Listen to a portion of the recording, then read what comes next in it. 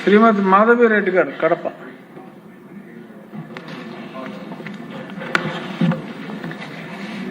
ధన్యవాదాలు అధ్యక్ష. అధ్యక్ష, ప్రజా రాజధాని అమరావతి బిల్లుపై మాట్లాడే అవకాశాన్ని కల్పించిన మీకు మరియు రాజధాని అమరావతి రూపశిల్పి అయిన మాన్యశ్రీ మన ముఖ్యమంత్రి శ్రీ నారా చంద్రబాబు నాయుడు గారికి ధన్యవాదాలు తెలియజేసుకుంటున్నాను అధ్యక్ష. 2014వ సంవత్సరంలో ఉమ్మడి ఆంధ్రప్రదేశ్ ఏర్పడినప్పుడు రాజధాని లేని రాష్ట్రంగా ఏర్పడి అట్టి పరిస్థితిలో నూతనంగా ఏర్పడిన నవ్యాంధ్రప్రదేశ్కు రాజధానిగా అనేక అధ్యయనాలు చేసి మేధావుల సలహాలు తీసుకొని మన గౌరవ ముఖ్యమంత్రి గారు శ్రీ నారా చంద్రబాబు నాయుడు గారు ఆనాటి మన అసెంబ్లీలో ఆంధ్రప్రదేశ్ రాజధానిగా అమరావతిని ప్రతిపాదించినప్పుడు నాటి ప్రతిపక్ష నాయకుడు జగన్మోహన్ రెడ్డి గారు దానికి ఆమోదాన్ని తెలియజేశారు అధ్యక్ష. అంతేకాకుండా అధ్యక్ష, రాజధానిని కృష్ణానది ఒడ్డునున్న అమరావతి ప్రాంతానిగా ఎంపిక చేయడం పట్ల రాష్ట్రంలోని అన్ని వర్గాలు అన్ని ప్రాంతాల నుంచి సంపూర్ణ మద్దతు లభించింది అధ్యక్ష.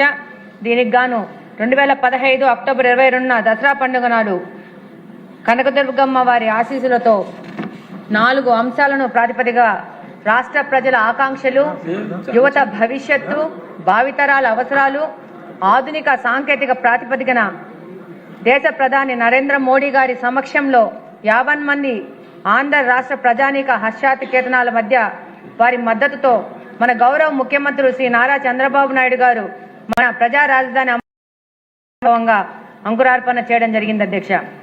సైబరాబాద్ నిర్మించి హైదరాబాద్ నగరానికి ప్రపంచ పటంలో నిలిపిన చరిత్ర కలిగిన సమర్థవంతుడైన విజనరీ లీడర్ శ్రీ నారా చంద్రబాబు నాయుడు గారి నమ్మకంతో 30,000 మంది రైతులు దాదాపు 34,000 ఎకరాలు ల్యాండ్ పూలింగ్ ద్వారా ప్రభుత్వానికి అప్పజెప్పడం జరిగింది అధ్యక్ష.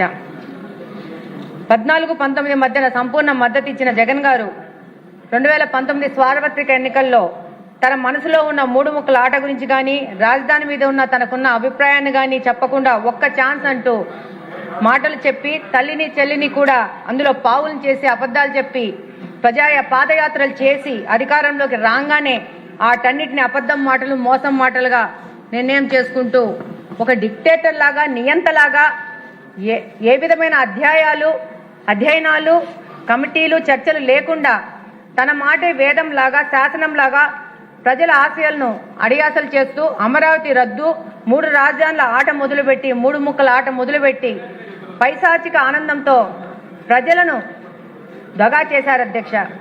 ఈ విషయాన్ని ప్రజలు చరిత్రలో మర్చిపోలేరు అధ్యక్ష. 30 ఏళ్ల వెనక్కి రాజధాని అభివృద్ధిని తోసేశారు అధ్యక్ష. ప్రజావేదికను కూల్చడం ద్వారా రాజధాని అమరావతి విధ్వంసం ద్వారా జగన్మోహన్ రెడ్డి గారి విధ్వంసాన్ని రాష్ట్ర ప్రజలు మర్చిపోలేరు అధ్యక్ష. ఇవన్నీ చూస్తే చరిత్రలో ఒక విషయం చెప్పుకోవాల్సి వస్తుంది అధ్యక్ష.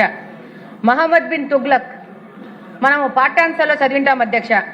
దక్షిణ భారతదేశం మీద పట్టు సాధించడానికి రాజధాని ఢిల్లీ నుంచి దౌలతాబాద్కి మార్చి దీని ద్వారా ఎంతో మంది మేధావులు కవులు శిల్పుల్ని ఇబ్బందులు పెట్టి ఎంతో మంది ప్రాణాలు కూడా వదలడం జరిగింది అధ్యక్ష. ఆ రోజు అంత ఫలితం చేసి రాజధాని మార్చినా కూడా దక్షిణ భారతదేశంతో పట్టు నిలవలేదు, ఉత్తర భారతదేశంతో పట్టు కోల్పోయారు అధ్యక్ష.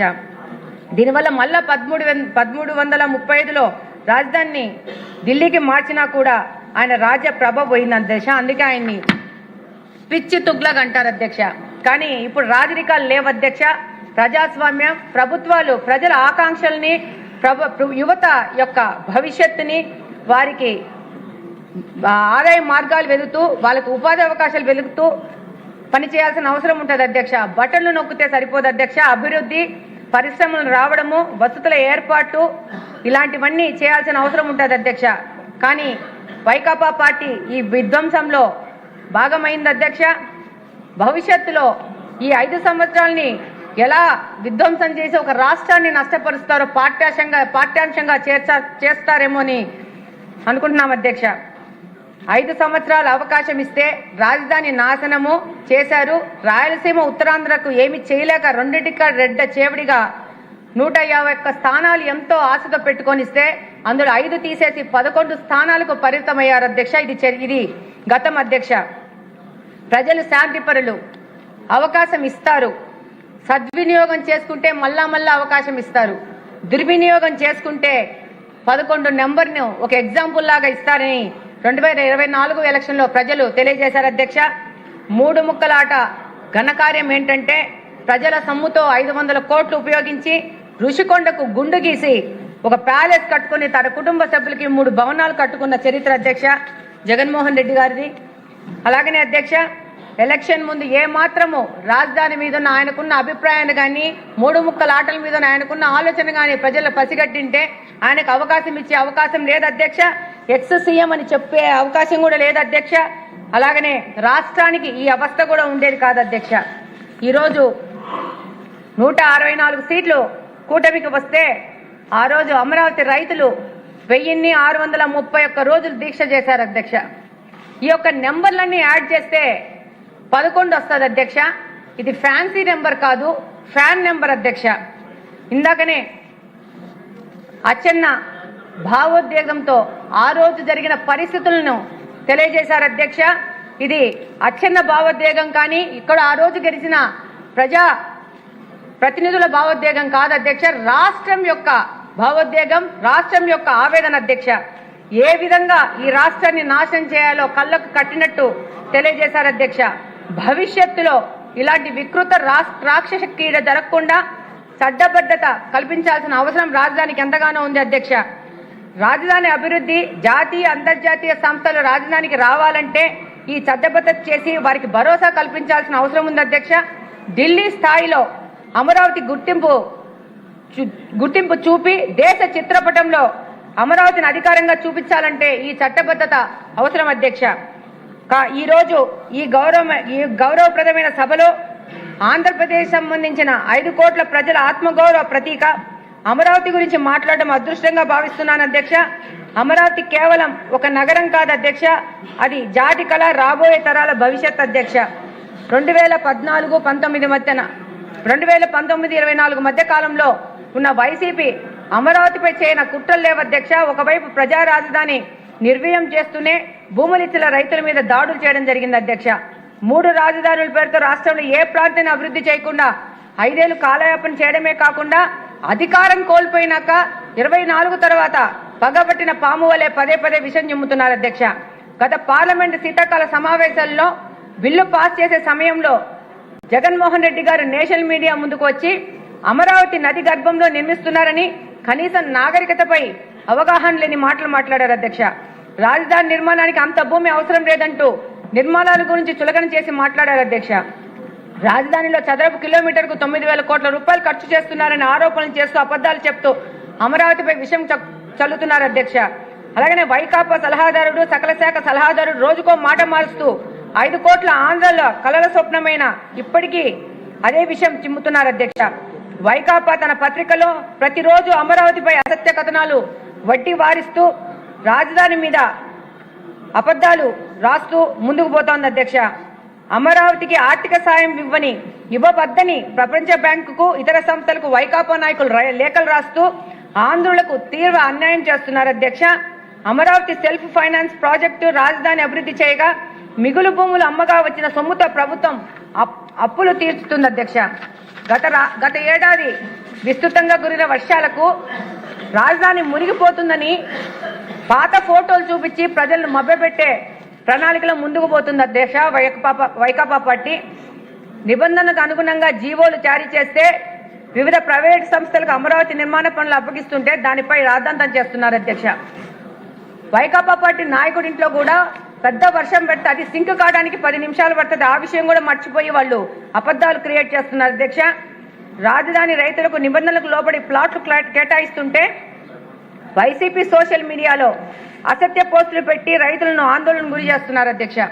అధికారంలో ఉన్నప్పుడు అనాలోచిత మాటలు, అసభ్యకరమైన మాటలు అమరావతి మహిళలపై మాట్లాడడమే కాకుండా ఇప్పటికీ సాక్షి డిబేట్స్ లో పెడుతూ రాజధాని రైతులను అవమానిస్తూ మహిళలను అవమానిస్తున్నారు అధ్యక్ష.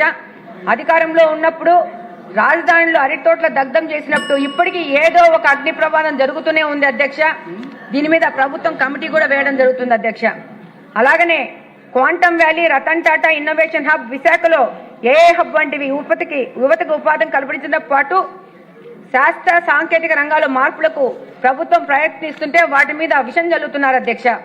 ఉన్నత విద్య కోసం విద్యార్థులు రాష్ట్రాల ఉన్నత విద్య కోసం విద్యార్థులు రాష్ట్రాలకు విదేశాలకు వెళ్లాల్సిన పరిస్థితికి స్వస్తి పలికి ఇప్పుడు నవ్యాంధ్రలోని జాతీయ అంతర్జాతీయ విద్యా సంస్థలు ప్రోత్సహిస్తున్నారు అధ్యక్ష. దీన్ని డిస్కరేజ్ చేస్తూ వాళ్ళు ప్రభుత్వంలో ఉన్న కాలంలో విట్టు ఎస్ఆర్ఎం కాలేజెస్ కు రోడ్ల సదుపాయం కూడా లేకుండా వాటి గుంతలు తవ్విన పరిస్థితిలో గత ప్రభుత్వం పనిచేసింది అధ్యక్ష. ఈరోజు పొరుగు రాష్ట్రాల్లో పరిశ్రమలు పెట్టారు కదా, మనకు పరిశ్రమలు అవసరం ఏంటని మాట్లాడుతున్నారు అధ్యక్ష. కన్క్లూడ్ చేయండి. చేస్తాను. అలాగనే అధ్యక్ష, ఈ మధ్య వైసీపీ నాయకులు వాళ్ళు దోచుకున్న భూములు కాపాడుకునేందుకు అసత్య ప్రచారాలు చేస్తూ పెట్టుబడిదారులకు ఫిర్యాదులు చేస్తూ రాష్ట్ర అభివృద్ధిని వైసీపీ నేతలు నిస్సిగ్గుగా అడ్డుకుంటున్నారు అధ్యక్ష. అలాగనే అన్ని అమరావతిలో జరుగుతున్న కట్టడాలని పేకమెడలే అంటున్నారు. వాళ్ళకి అసెంబ్లీ గాని, సచివాలయం గాని, హైకోర్టు గాని, రాజ్భవన్ గాని, డీజీపీ కార్యాలయం గాని, సిఆర్డీఏ బిల్డింగ్ గాని కనపట్టలేదని ఈ సందర్భంగా వాళ్ళని ప్రశ్నిస్తున్నాను అధ్యక్ష. అలాగనే గ్రీన్ ట్రిబ్యునల్ చెప్పింది అమరావతి ప్రాంతం ముంపు ప్రాంతం కాదని చెప్పేసి, అయినా కూడా దాని మీద యాగి చేస్తున్నారు అధ్యక్ష. అలాగనే చంద్రబాబు నాయుడు గారు బ్రాండ్ ఏపీగా ముందుకు తీసుకుపోతుంటే దాని మీద రాద్ధాంతం చేస్తూ దాని మీద అబద్ధాలు మాట్లాడుతున్నారు అధ్యక్ష. వీళ్ళకి ఈరోజు నేషనల్ హైవే 16 లో రాజధానికి అనుసంధానించిన ఎక్స్ప్రెస్ వే కనపట్టలేదు. అలాగనే E13 రోడ్డు వేగంగా జరుగుతున్న పనులు కనపట్టలేదు. అలాగనే వెస్ట్ బైపాస్ రాకపోకలు ప్రారంభమైంది కనపట్టలేదు. బిట్స్ పిలాని 70 ఎకరాలు కేటాయించి మన అమరావతిలో బిట్స్ పిలాని వచ్చే విధంగా వెళ్తున్న ప్రభుత్వాన్ని వీళ్ళు గుర్తించట్లేదు. అలాగనే రాజధాని లేఅవుట్ కనపట్టలేదు. అమరావతిలో నేషనల్ ఫోరెన్సిక్ యూనివర్సిటీ ఏర్పాటు అనేది కనపట్టలేదు. గుజరాత్ తర్వాత మళ్ళీ అది ఆ యూనివర్సిటీ అమరావతిలో మాత్రమే ఉంది అధ్యక్ష. అలాగనే 15 జాతీయ బ్యాంకులకు ప్రాంతీయ కార్యాలయ ఏర్పాటుకు శంకుస్థాపన కనపట్టలేదు అధ్యక్ష.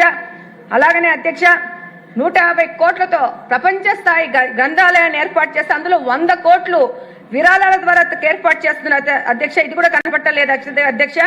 4 స్టార్ హోటల్ నిర్మాణానికి ఇచ్చిన అనుమతులు కనపట్టలేదు అధ్యక్ష. మొత్తంగా రాష్ట్రం యొక్క భవిష్యత్తుని నాశనం చేయడానికి పని కట్టుకొని పనిచేస్తున్నారు అధ్యక్ష వైకాపా పార్టీ. కాబట్టి ఇలాంటి చర్యలను మనము కట్టడి చేయాలంటే రాజధానికి ఒక తీర్మానం చేసుకొని చట్టబద్ధత క్రియేట్ చేసుకొని దేశ చరిత్రలో అమరావతిని మనం నిలపాల్సిన అవసరం ఉంది. కాబట్టి ఈ తీర్మానానికి నా మద్దతు తెలియజేసుకుంటున్నాను అధ్యక్ష. Thank you. గల్లా మాధవ్ గారు, ఆ మాధవ్ గారిలా కాకుండా తొందరగా. ధన్యవాదాలు అధ్యక్ష.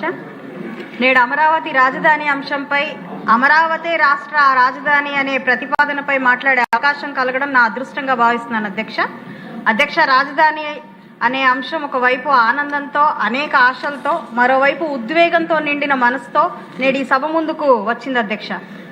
రాజధాని అనేది ఆ ప్రాంతానికి మగుటం లాంటిది అధ్యక్ష. శరీరానికి మెదడు ఎలాగో ఒక భౌగోళిక ప్రాంతానికి రాజధాని అలాగే. అది ప్రణాళికలు రచించే, నిర్ణయాలు తీసుకునే మరియు అభివృద్ధిని నడిపించే ప్రధాన కేంద్రం అధ్యక్ష. ఒక్క క్షణం చరిత్రలోకి తిరిగి వెళ్తే మౌర్య సామ్రాజ్య రాజధాని పాటలీపుత్రం, గుప్త సామ్రాజ్య రాజధాని ఉజ్జయిని, విజయనగర సామ్రాజ్య రాజధాని హంపి, ఆంధ్రప్రదేశ్ చరిత్రలో శాతవాహనుల రాజధాని అమరావతి. ఈ ప్రస్తావనకు కారణం అధ్యక్ష, చక్రవర్తులుగా బలమైన రాజ్యాలను పరిపాలించిన వారెందరో ఒకే రాజధానితో ధీటైన పరిపాలన అందించారు అధ్యక్ష. 2014-18 విభజిత ఆంధ్రప్రదేశ్ ఎన్నో సవాళ్లతో, వ్యూహాత్మకమైన నిర్ణయాల అవసరంతో ప్రతిష్టాత్మకమైన రాజధాని అని నిర్మించుకోవాలనే ఆశలతో మన ముందు నిలిచింది అధ్యక్ష. మరి ఆంధ్ర రాష్ట్ర